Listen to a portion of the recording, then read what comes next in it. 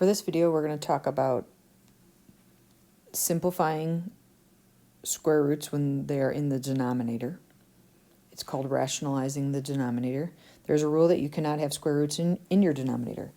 So in the previous video, I had talked about when you multiply something by itself, it gets rid of the square root.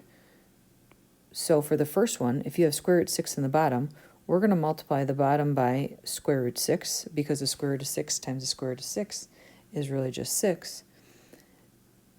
But in the rules of math, you cannot just multiply the bottom by something. You have to multiply the top by the exact same thing because you're really just multiplying by 1.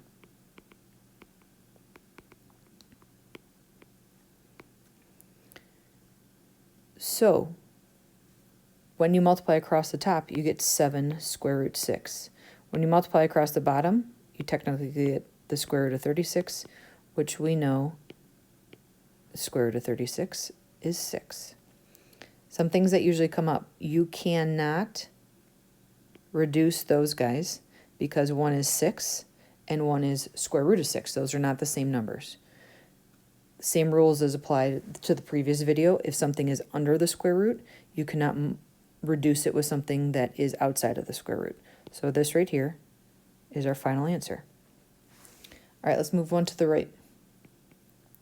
This is the square root of 3 over the square root of 5a.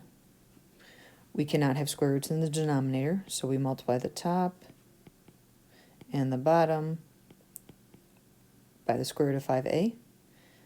All right, across the bottom, this is really the square root of 5a squared, which we know a square root cancels out a squared from the previous video. So the bottom is just 5a.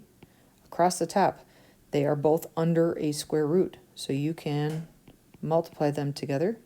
These cannot reduce because one is under and one is outside the square root, so you stop there.